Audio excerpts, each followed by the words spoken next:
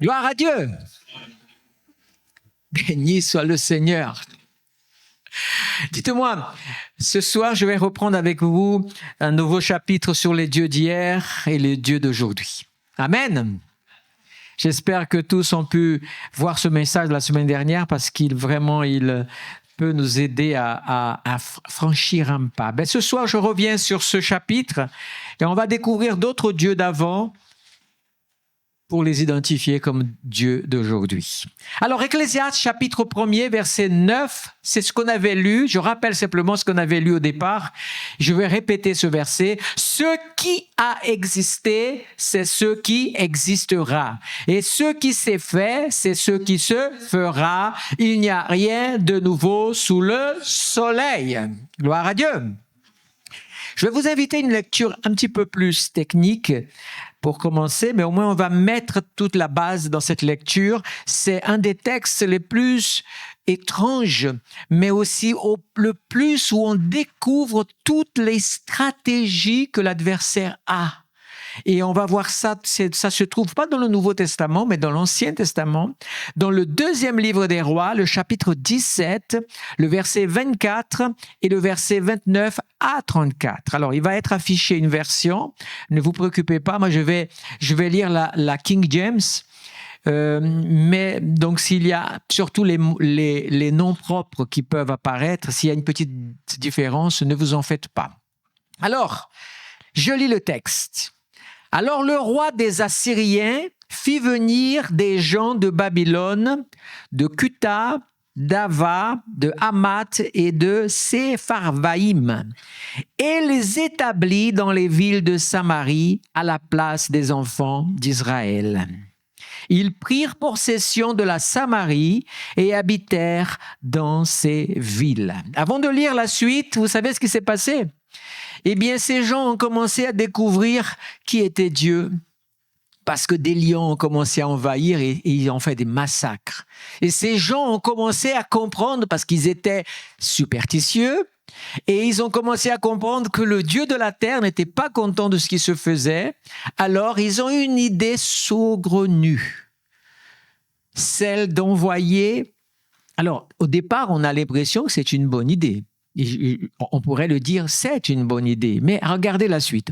Il faut qu'on trouve un sacrificateur justement de ce peuple pour qu'ils enseignent à ces gens à connaître ce Dieu. Comme ça, on va le calmer et on va pouvoir ensuite vivre tranquillement de cette terre que nous avons bien sûr pris possession. Alors, ils ont envoyé un sacrificateur qui est allé habité, je crois, du côté de Bethel, là-bas, et puis il a enseigné. Les gens ont appris à connaître le Dieu d'Israël.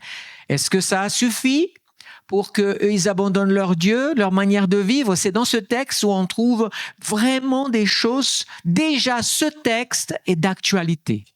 Alors, qu'est-ce qui va se passer? Il y a des passages dans ce texte que je vais lire maintenant qui vont vous montrer combien l'actualité est vraie encore aujourd'hui. Alors, la suite, c'est à partir du verset que je vais lire, 29 jusqu'au 34, il est dit « Mais chaque nation se fit ses dieux et les mit dans les maisons des hauts lieux que les Samaritains avaient faits. Chaque nation les mit dans les villes où elles habitaient. Les gens de Babylone, écoutez bien, firent Sukkot-Benot. Les gens de Cuth firent Nergal. Les gens de Hamath firent Ashima. Les Aviens firent Nishaz ou Nibaz et Tartak. Et les Sepharviens brûlaient au feu leurs enfants en honneur d'Adramalek et Anamalek, dieu des Sepharvaïm. Merci. Écoutez, c'est là que ça fait mal.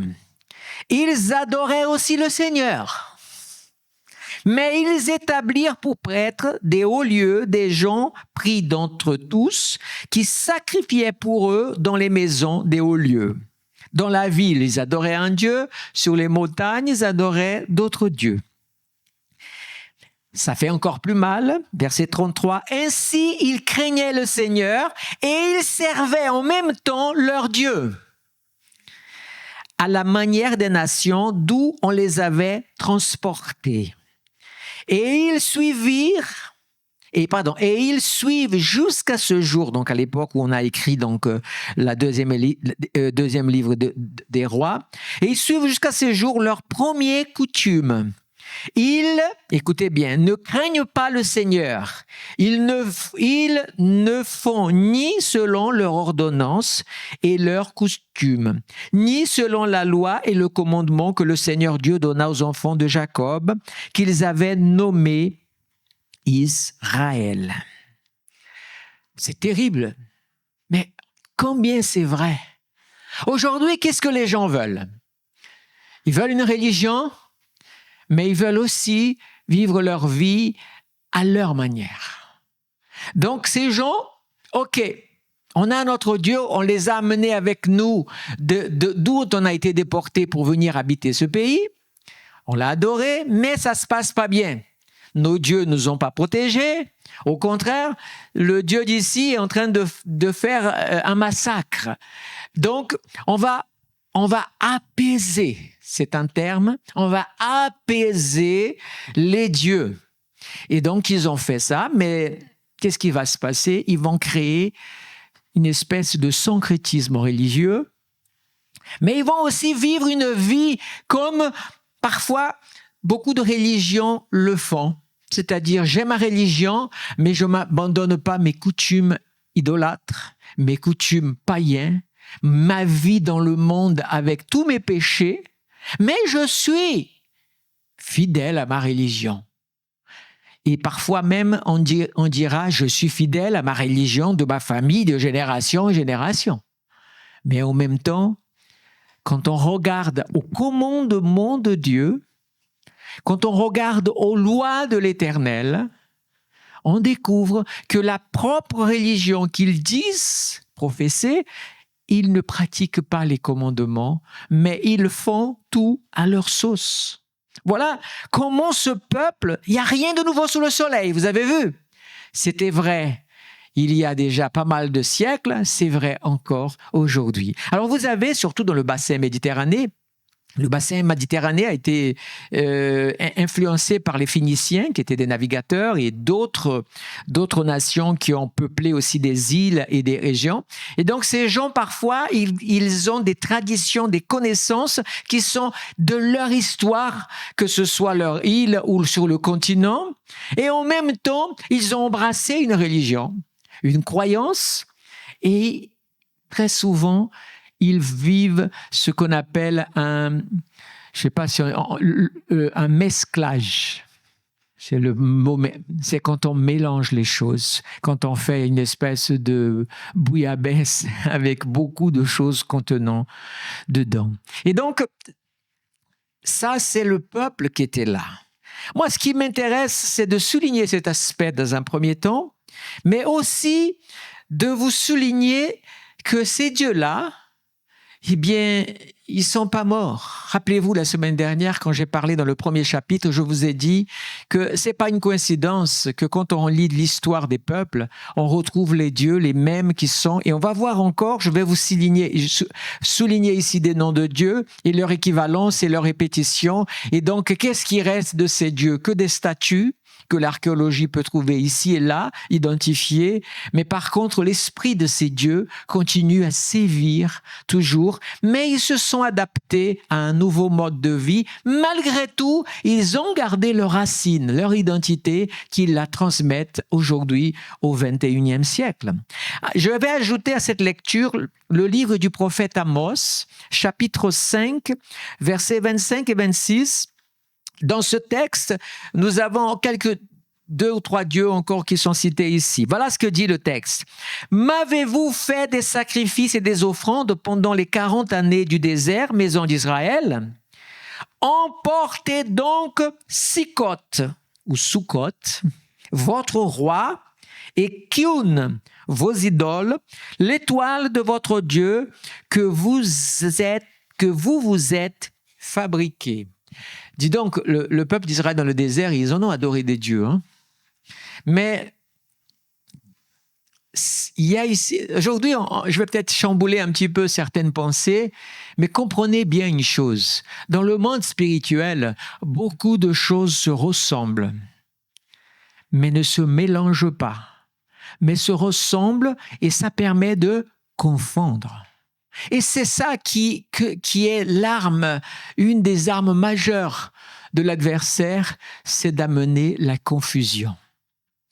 Parce que par la confusion, on ne sait plus à quel Dieu se vouer, si vous me permettez de dire ça comme ça. Et donc, il y a une confusion tellement grande dans les croyances. Vous croyez qu'aujourd'hui, dans le monde, les gens ne sont pas confus? Quand nous avons 3 religions majeures qui sont dites monothéistes, et puis vous ajoutez toutes les autres religions polythéistes. Vous ajoutez une autre qui n'est ni une religion, mais une philosophie, mais qui a toute une façon de vivre qui ressemble à une religion et que les gens sont tellement suiveurs. Et au travers de tout ça, eh bien, on a un monde qui ne sait plus vraiment quoi faire. Alors, bien sûr, c'est comme les centres commerciaux. C'est quelque chose qui fait partie de notre vie moderne aujourd'hui. On aime aller au centre commercial. Et puis, on fait une boutique, on regarde une autre. Puis, on va dans les grands supermarchés, on a le temps de voir. Quand vous regardez, c'était pas comme avant. Hein, mais quand je dis avant, c'était à l'époque de nos grands-parents. C'est qu'il n'y avait que la petite épicerie, vous n'avez qu'une seule chose, c'était vous vouliez ça et vous repartez avec ça, il n'y en avait pas beaucoup de choix. Aujourd'hui, non, vous avez les marques des produits qui sont là, et donc, ah non, moi je préfère cette marque, vous avez cette autre marque, etc. Et donc, spirituellement, on a ce mode de vie aussi. Qui veut aujourd'hui une religion ou vivre une forme de foi avec des contraintes? Qui aime ça? De moins en moins de monde. De moins en moins de monde. Les gens sont attirés par Dieu, sont attirés par beaucoup de choses que Dieu peut faire pour eux, mais ils ne sont pas prêts à faire des choses pour Dieu.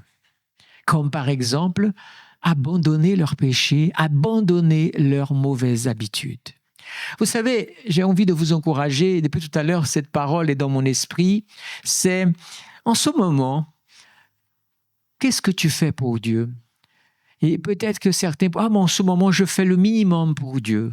Alors, si tu vis une vie de foi en faisant le minimum pour Dieu, ne t'attends pas autre chose que le minimum de Dieu. Parce que c'est une relation. C'est pas parce que Dieu va, ouais, tu fais que ça, tu mérites que ça. C'est pas une question de mérite. C'est une question de relation avec Dieu. Si toi, tu n'as pas le temps pour Dieu, si tu n'as pas le temps pour prier, pour lire la parole, pour vivre quelque chose parce que tu n'as pas le temps, ne pleure pas après d'être dans les combats parce que tu ne sais pas ce qui se passe. Il y a des temps, parce que sans communion avec Dieu, tu ne peux pas connaître la volonté de Dieu. Comment peux-tu connaître la volonté de Dieu pour ta vie si tu n'ouvres pas ta Bible?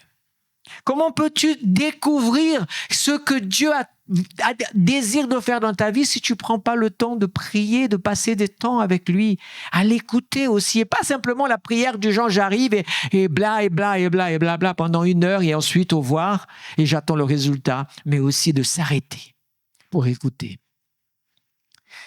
Si tu ne fais pas ça, tu ne peux pas découvrir. Et puis, ça, c'est la réalité spirituelle d'aujourd'hui, de notre monde, qui est un monde où plus ça va vite, mieux c'est.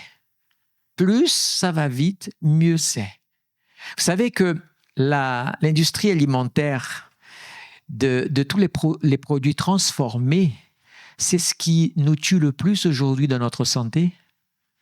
Parce que tout a été fait de manière qu'on a transformé, on a accéléré, on a modifié même parfois l'ADN de certains aliments pour que ça aille plus vite.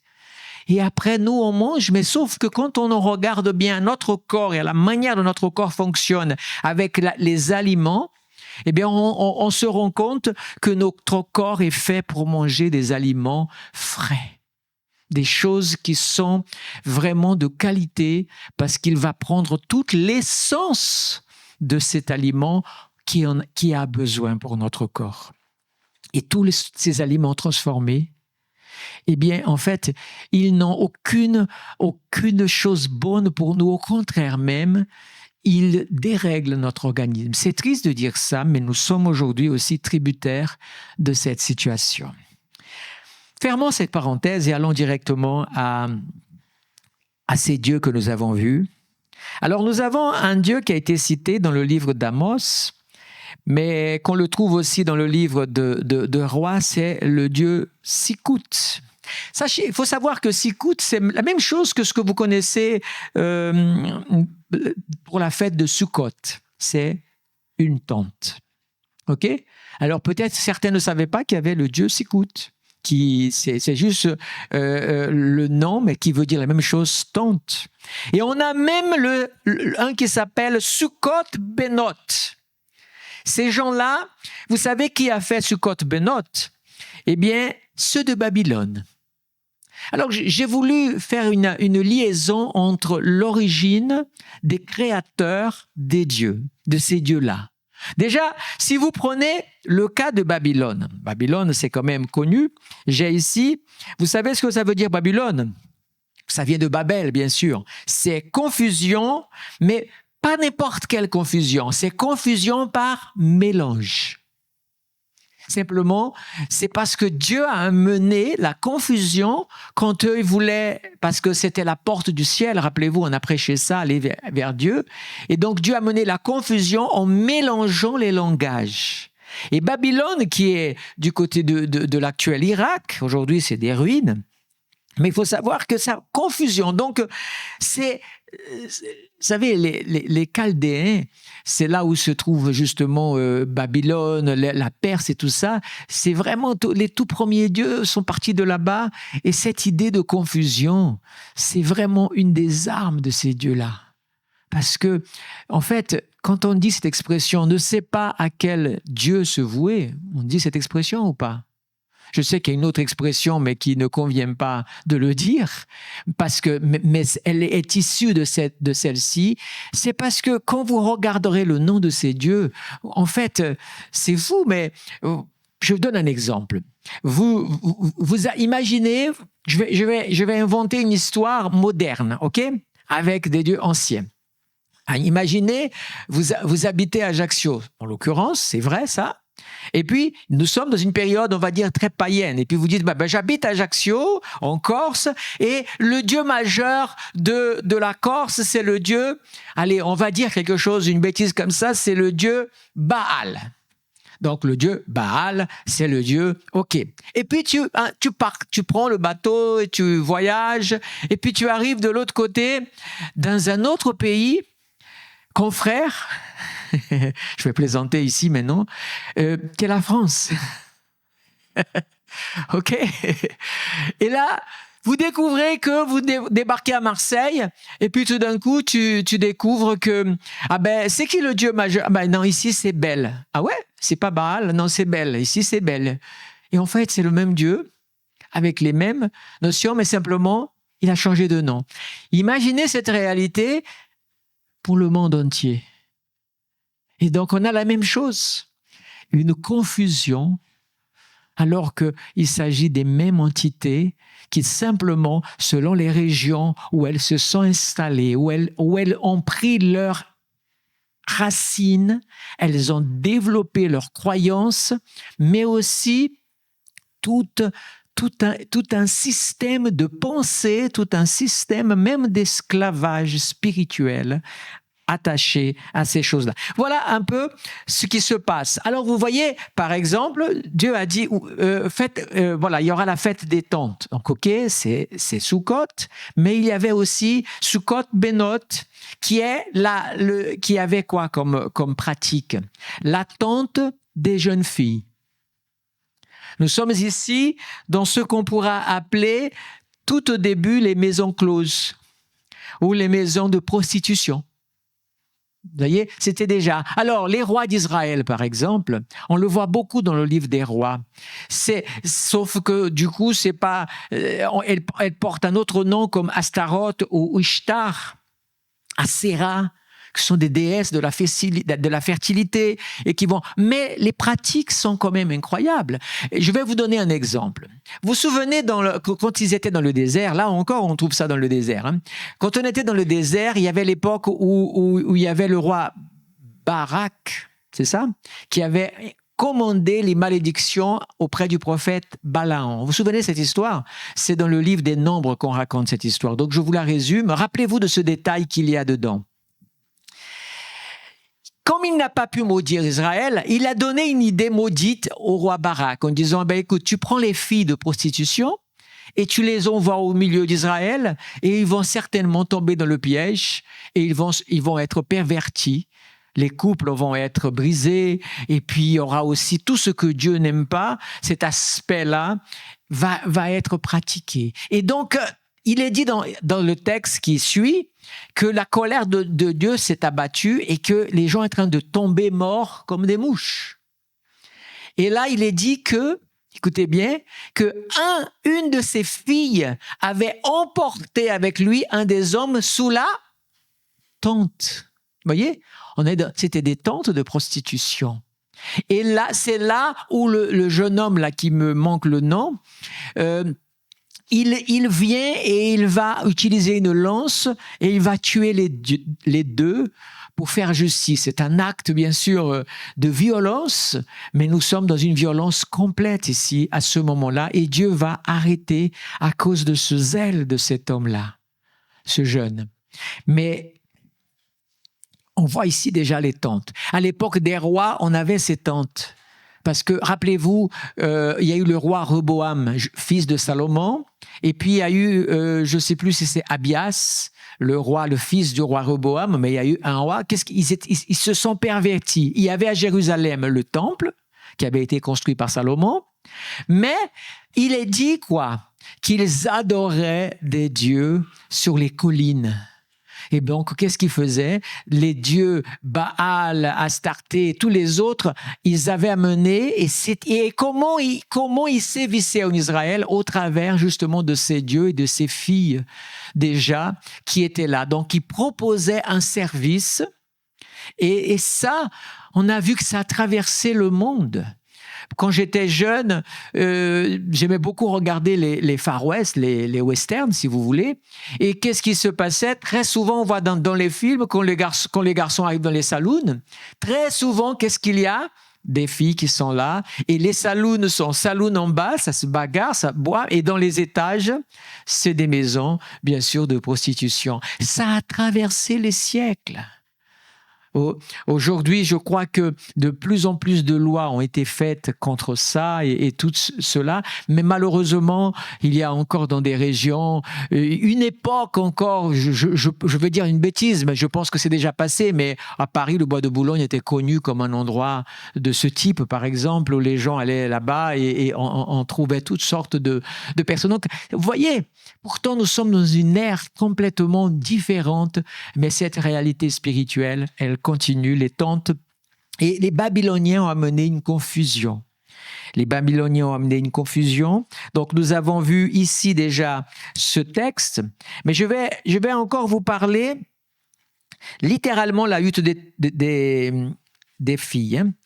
Alors, on a lu les noms de tous ces dieux, et je vais les citer ici d'une manière que je vais essayer d'être pragmatique pour pouvoir vous aider. C'est que il y avait le dieu Kioun. Vous avez entendu dans le roi d'Amos, le dieu Kioun. Vous avez déjà entendu parler du dieu Kioun? Le dieu Kioun, qui est cité dans Amos 5, c'est un dieu assyro-babylonien. Vous voyez? Donc, il est quand même la Syrie et les autres, c'est deux choses. Et ce dieu-là, il était représenté parce que les Chaldéens étaient vraiment, on va presque même dire, les créateurs de ce qu'on appelle l'astrologie, parce qu'ils adoraient les astres. Alors, il y avait bien sûr toute une connaissance incroyable, et Kioun, il représente la planète Saturne.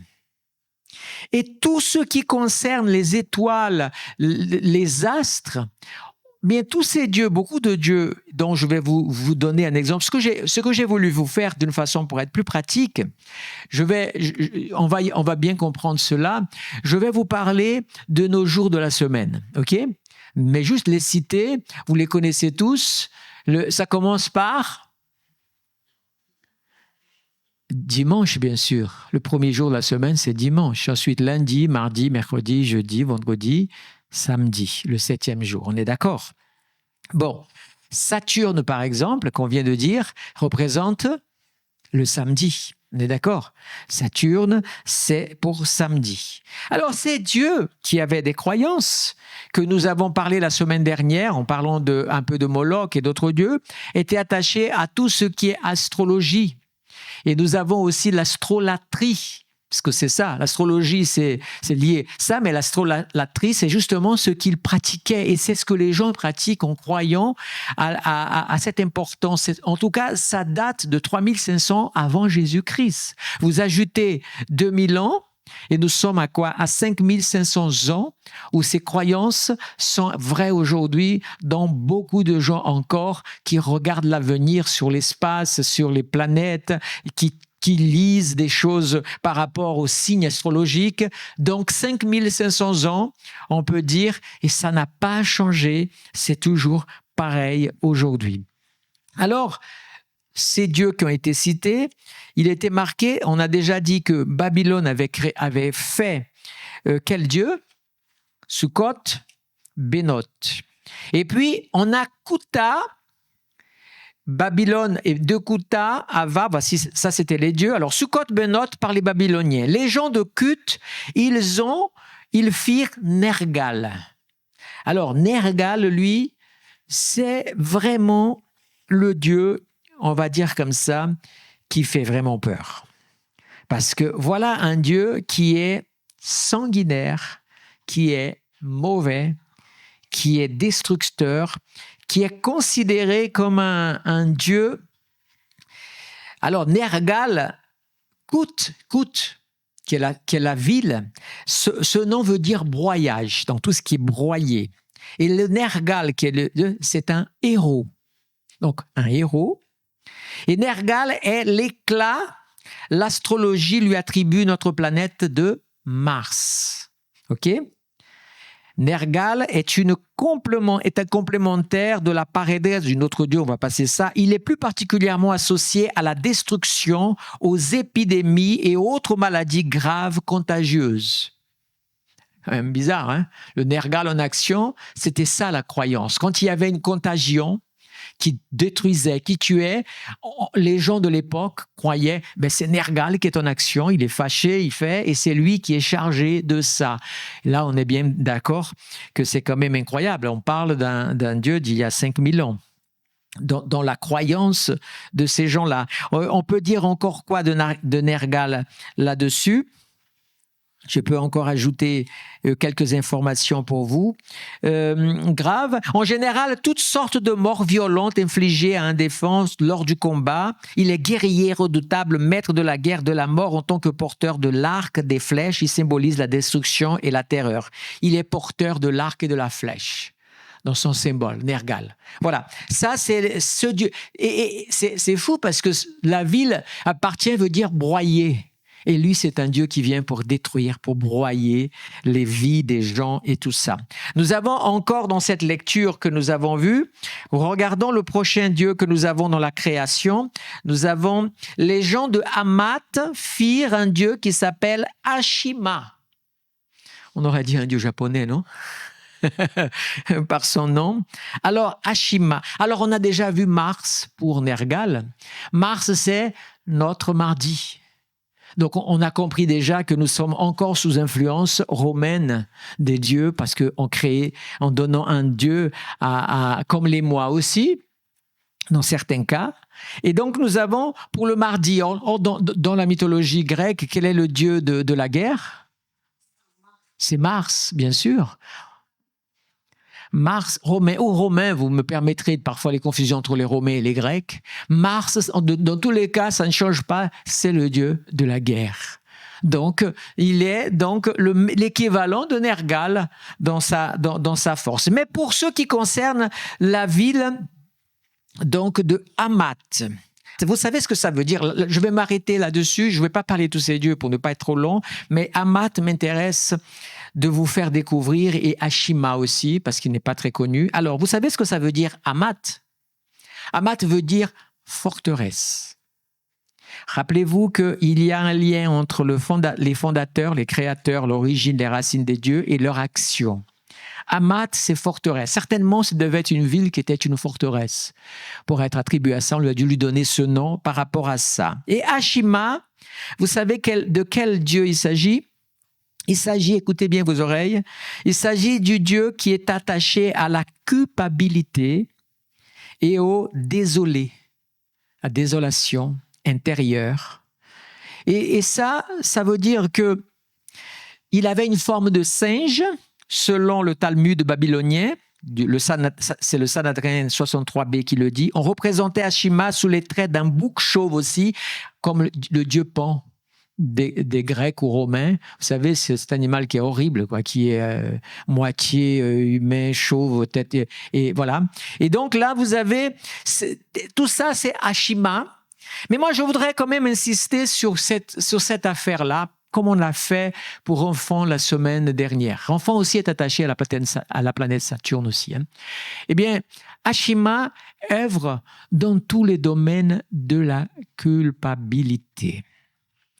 Et c'est intéressant de souligner cela. Pour quelle raison? Parce que la ville qu'il a créée s'appelle forteresse. Et si vous voulez, si l'apitoiement, comme on a parlé, on ne va pas parler encore, j'ai envie de dire que la culpabilité est une véritable forteresse dans laquelle beaucoup trop de gens sont enfermés. Je ne sais pas combien de gens ici, ça va leur parler, ou sur Internet, ou sur Zoom, qui nous suivent maintenant. Mais si tu te laisses emprisonner par la culpabilité, eh bien, tu es prisonnier de cet esprit-là aussi, Ashima. Parce que, vous savez, la culpabilité, je ne veux pas faire un long discours sur la culpabilité, mais elle change notre nature. Les parents qui se sentent coupables, généralement, ils veulent compenser. Tu n'as pas à te sentir coupable. Laissez-moi vous dire, à vous tous qui m'écoutez ou qui m'écouterez, sors de ta prison de culpabilité, une fois pour toutes. La culpabilité, ça t'empêche de vivre, ça t'empêche de t'épanouir. Ça t'empêche d'être quelqu'un, ça t'empêche d'être ce que Dieu voudrait que tu sois. Je voudrais, pour que tu sois affranchi, que tu commences à prier en disant, Seigneur, l'œuvre que tu as faite à la croix, c'est pour me libérer de mes péchés. Et la culpabilité fait partie de la forteresse dans laquelle je veux être libéré aussi. Je ne peux pas vivre, ce n'est pas une vie de vivre constamment sous la culpabilité de ses erreurs, de son passé, de tout ce qu'on n'a pas pu faire ou qu'on a voulu et qu'on n'a pas fait. Sortez de cette forteresse, sortez de cette prison, sortez de tout ce qui, quelles que soient les choses qui vous condamnent. Christ vous a affranchi. Soyez libres. Ne vivez plus sur cela. Il y a des chrétiens, et ça c'est le plus triste pour le Saint-Esprit. Vous savez, un chrétien qui vit sous la culpabilité, le Saint-Esprit ne peut pas se manifester puissamment dans sa vie. Parce que quand Dieu va le saisir pour faire quelque chose, le diable va amener la culpabilité et il va lâcher l'affaire et il va abandonner parce que il est accusé. Celui qui t'accuse, c'est le diable. Il peut prendre la voix d'une personne qui t'accuse, même de ta propre famille, ou il peut prendre la voix tout simplement dans ton propre conscient ou subconscient, qui commence, libère-toi. Si quelqu'un est prisonnier de ça, j'aimerais déjà juste ouvrir une parenthèse et prier pour toi. Mets ta main dans ton cœur où tu es. Je vais prier, mais que tu sois franchi de cet esprit de culpabilité. Je vais appeler esprit d'Ashima, prisonnier de la forteresse. Il n'y a pas pire. Le Seigneur t'a libéré. Seigneur, je prie maintenant pour toute personne au nom de Jésus. Toute personne qui vit sous le joug de la culpabilité, des erreurs, même si les erreurs ont été commises, mais Jésus est venu te libérer. Tu es pardonné au nom de Jésus. Reçois ce pardon. Reçois le pardon qui vient du ciel. Reçois le pardon qui passe par la croix du calvaire et qui t'a franchi par le sang de Jésus. Ne sois plus sous la culpabilité. Sors de cette forteresse. Les portes sont brisées. Pierre était prisonnier, pas de la culpabilité, dans une prison. Un ange est venu et l'a libéré. Les chaînes sont tombées et il est sorti. J'aimerais que tu commences à faire comme Paul, qui était aussi prisonnier, mais au fin fond d'un cachot. Mais il a loué le Seigneur et Dieu a fait trembler la terre et il a été libéré. Le Seigneur aussi agit si tu cries à lui, si tu loues le Seigneur, si tu cries au Seigneur, il vient te libérer maintenant de toute culpabilité au nom de Jésus. Au nom de Jésus, tout esprit de culpabilité commence à partir maintenant au nom de Jésus-Christ. Ne sois plus prisonnier de culpabilité, de condamnation au nom de Jésus-Christ. Amen. Bénis le Seigneur pour ta victoire. Bénis le Seigneur et quand tu entendras quelque chose qui vient, commence à rééduquer ton cerveau. Ton cerveau est habitué à accepter. Tu dois le rééduquer aussi en disant, ça vient dire, non, je suis libre. Les choses anciennes sont passées, toutes choses sont devenues nouvelles. Gloire à l'Éternel. Gloire à l'Éternel. J'ai envie de donner gloire à l'Éternel avec vous, Église. J'ai envie de glorifier le Seigneur. Alléluia, le Seigneur est bon. Il nous a affranchis, nous a libérés et je veux louer le Seigneur. Alléluia. Il y a un autre Dieu qui a été créé, c'est celui de la ville de Hava, les Havéiens. Alors, vous savez, je vais vous dire une chose. Le mot Hava, qui est la ville qui a créé ces dieux, c'est celui qui pervertit, s'est attaché à une ruine, à la misère, mais aussi au fait d'être plié comme quelqu'un qui fait, vous savez, quelqu'un qui est plié, tellement il a tout perdu. Les dieux de Hava, ils ont créé deux dieux, Nibaz et Tartak. Nibaz, vous savez ce que ça veut dire? Celui qui aboie. Donc là, nous avons quoi? Nous avons c'est un dieu en forme de chien, équivalent à Anubis pour les Égyptiens. Vous voyez? Et vous savez, quand votre chien aboie beaucoup, vous qui êtes le maître du chien, vous dites quoi? Tais-toi. Qu'est-ce que tu dis d'autre? Va coucher. On est d'accord? C'est bien ça. C'est justement ce que... Et le de Tartak, c'est ni plus ni moins, veut dire le prince des ténèbres. Et il a la forme d'un âne. Et un âne, c'est quoi encore? Celui qui porte les fardeaux, les charges.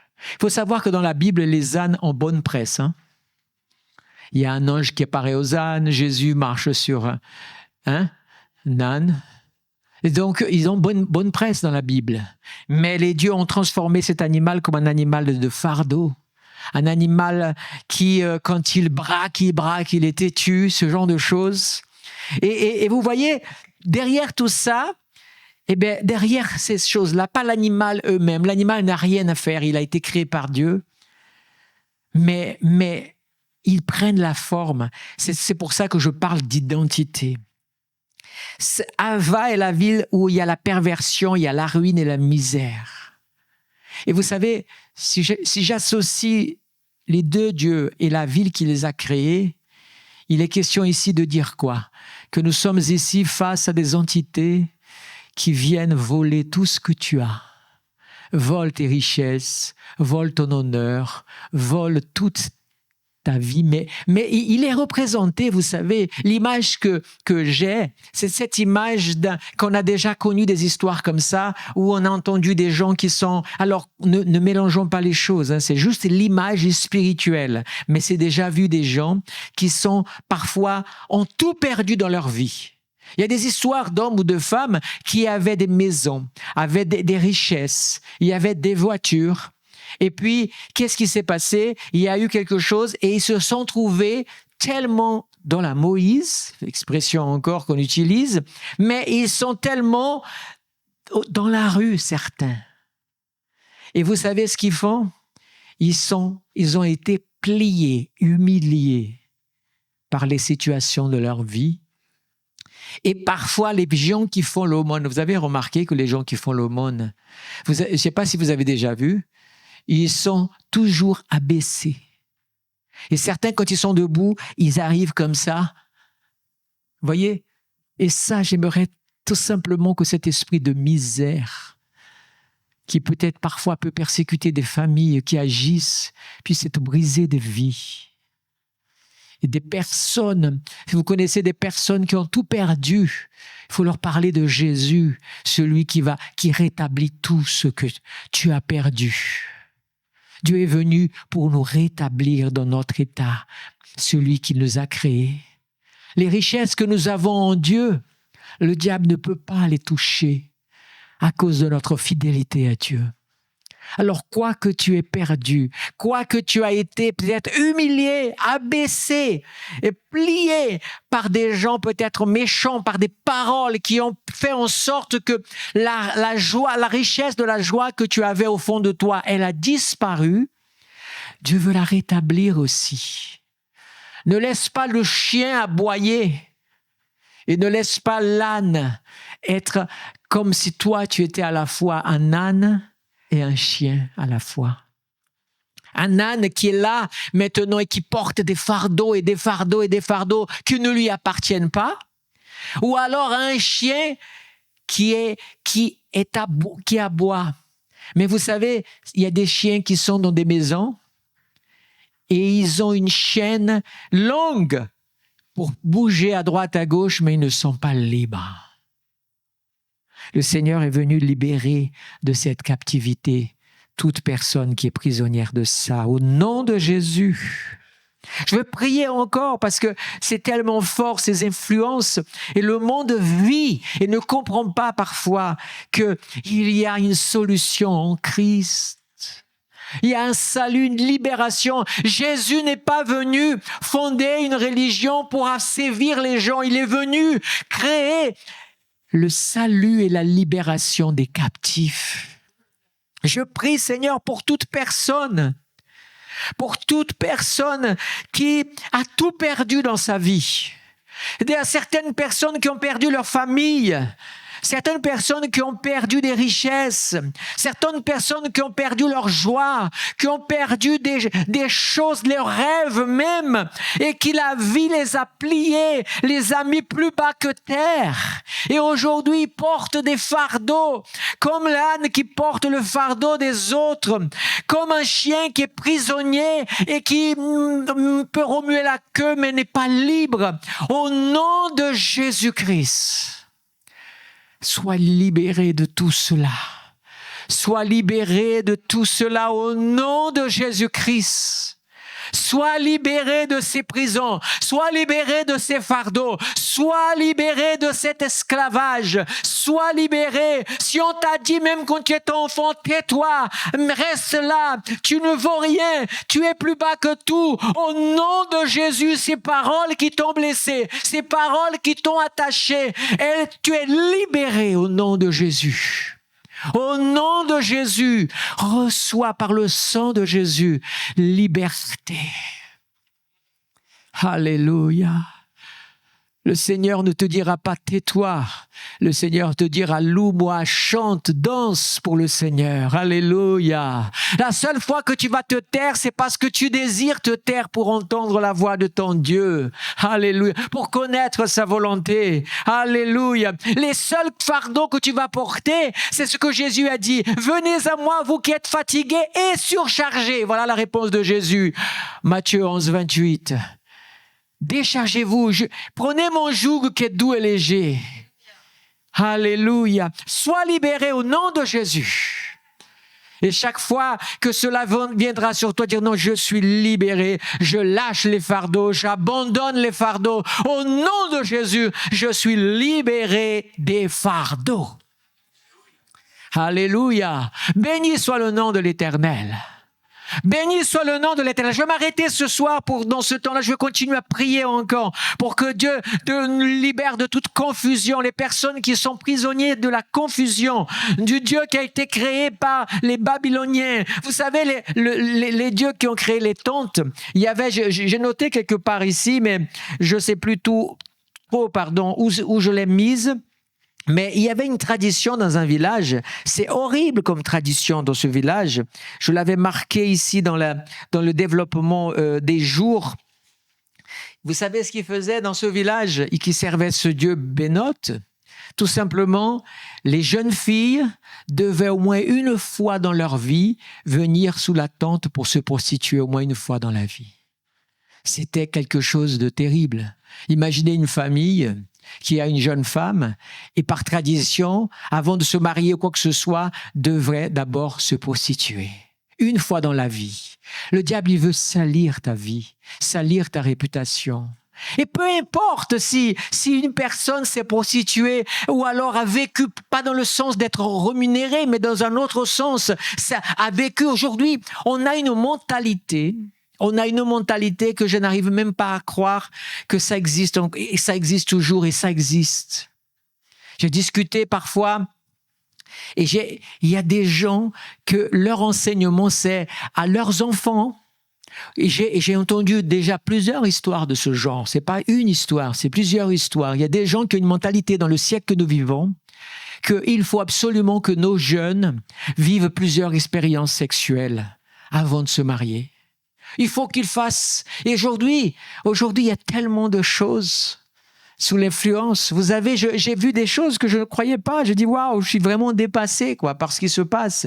J'ai vu des reportages où des jeunes femmes, des jeunes hommes, il y a même pas, je veux dire, vous savez, cette idée d'abord se dire, allez, concubinage, mais on est quand même, on s'aime et on va habiter ensemble. Ça dépasse ça, c'est du genre des compagnonnages. C'est juste des compagnons pour le sexe. Juste pour l'aventure. Vous savez, je sais qu'en parlant comme ça, je vais être très ringard aux yeux de beaucoup peut-être. Mais ce que Dieu a pour toi vaut mieux que ça. Vous savez, si avoir des expériences sexuelles multiples était une garantie de le jour où se marier, d'avoir une vie, ça se saurait. Et ce n'est pas le cas. Ce n'est pas le cas. Et donc, j'aimerais simplement dire que s'il y a des personnes qui viennent à Christ, et je parle à des jeunes qui viennent à Christ et disent mais pasteur, je sais plus, moi, maintenant que je suis à Christ, mais j'ai une vie dont j'ai honte dans ma jeunesse, comment je vais faire? Le sang de Jésus te purifie de toute chose que tu as pratiquée dans ta vie. Le temps, n'oubliez jamais une chose, le temps de l'ignorance, où tu as été sous influence de la pensée humaine, de la pensée, disons parfois même satanique. Le Seigneur a pour toi le meilleur, ou la meilleure. Alléluia. Seigneur, je prie, Seigneur. Je prie, Père éternel, pour notre jeunesse, afin, Seigneur, que chacun expérimente la rencontre de l'amour de sa vie. Alléluia. Seigneur, je prie, Seigneur, pour tous ces jeunes qui parfois sont perdus et qui ont besoin pour se valoriser de pratiquer des choses juste pour être bien vu et accepté dans un groupe. J'ai envie de te dire, si ton groupe, c'est ça leur mentalité, ce ne sont pas des véritables amis. Libère-toi de ça. Dieu a pour toi un avenir merveilleux. Alléluia. Dieu a quelqu'un pour ta vie qui attend que le moment où tu es prêt ou prête pour le rencontrer. Alléluia. Dieu est un Dieu d'amour, de grâce, de compassion. Un Dieu où il bénit la famille, où il bénit le couple, les enfants. Alléluia. C'est cette bénédiction que je proclame et je prophétise sur ta vie, sur ta famille. Au nom de Jésus-Christ, sois libéré de toute influence de confusion. Le Dieu de Babylone, Bel, Marduk, quel que soit le nom qu'on lui donne, ou Baal, qui influence tout ce genre d'esprit et de confusion et de désordre émotionnel, des gens blessés émotionnellement, blessés spirituellement, prisonniers parfois. Combien de fois j'ai entendu des témoignages de jeunes femmes qui parfois, quand elles sont converties, pasteur, j'ai besoin de prière parce que quand j'ai connu des hommes qui ont abusé de moi et qui ont fait de moi leur objet. Et elles disaient cela avec une tristesse profonde. Parce que c'est un passé dont elle voulait, il y a des années de cela, je parle, et voulait oublier et ne pensait pas pouvoir. Et Dieu les a bénis. Et à ma connaissance, maintenant sont mariés des enfants. Dieu les a bénis parce que le Seigneur, quand il te libère de ton passé. Il te libère de toutes les choses mauvaises. Et il fait pour toi quelque chose de... Tu es la bien-aimée du Seigneur. Alléluia. Oh, béni soit le nom de l'Éternel. Le pasteur Kenneth Hagin avait une phrase que j'ai aimée. J'ai prié le Seigneur d'avoir la même phrase pour ma vie aussi. Il disait comme ça que c'est pas évident parfois dans le milieu du succès pastoral, beaucoup de femmes et tout ça, et beaucoup parfois regardent et pêchent dans le regard, etc.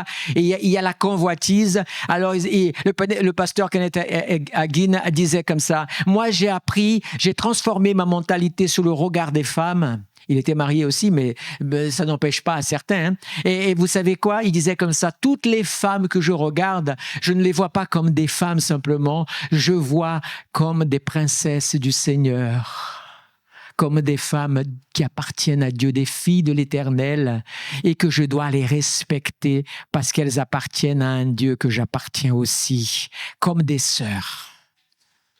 Et cela a transformé, quelle que soit la femme, il ne regardait pas avec ce désir-là, parce qu'il avait transformé sa mentalité et ce regard.